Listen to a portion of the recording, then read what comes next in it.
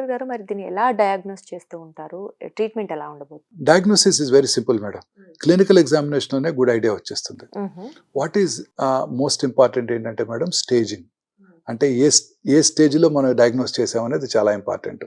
స్టేజింగ్కి చాలా important test magnetic resonance imaging, అంటే MRI test. హుహు. పెల్విస్లో ఎస్పెషల్లీ గర్భసంచి క్యాన్సర్కి ఎంఆర్ఐ చేయడం ద్వారా ఈ ట్యూమరు ఎక్కడ ఉంది, గర్భసంచి ముఖద్వారానికే కన్ఫైన్ అయి ఉందా, లేకపోతే లోపలికి కానీ బయట వెజైనాలో కానీ వచ్చేసిందా, సైడ్స్కి పారామెట్రియం అంటారు, సైడ్స్కి ఏమన్నా పాకిందా, ముందున్న యూరినరీ బ్లాడర్ కానీ వెనకాల ఉన్న మలద్వారానికి కానీ అతుక్కుందా, శరీరంలో ఇతర భాగాలకి ఎక్కడికన్నా పాకిందా తెలుసుకోవడానికి బెస్ట్ పాసిబుల్ టెస్ట్ లోకల్ ఎవాల్యుయేషన్కి ఎంఆర్ఐ టెస్ట్ మేడం. ఓకే.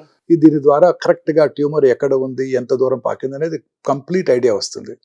ఈ మధ్య కాలంలో పెట్ ఎంఆర్ఐ కూడా అందుబాటులోకి వచ్చింది. పెట్ అంటే పెట్ సిటీ స్కాన్ మీరు వినే ఉంటారు, పాజిట్రాన్ ఎమిషన్ టోమోగ్రఫీ.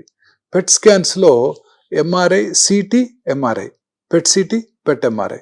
ఈ పెట్ స్కాన్స్లో పాజిట్రాన్ ఎమిషన్ టోమోగ్రఫీలో మెటబాలిక్ స్కాన్ అన్నమాట, ఎఫ్డిజి ఫ్లోరో డియాక్సీ గ్లూకోజ్ ఇవ్వటం జరుగుతుంటుంది. ఈ ఫ్లోరో డియాక్సీ గ్లూకోజ్ ఏమవుతుందంటే క్యాన్సరస్ టిష్యూలో ఎక్కువగా కాన్సన్ట్రేషన్ చేయబడుతుంది.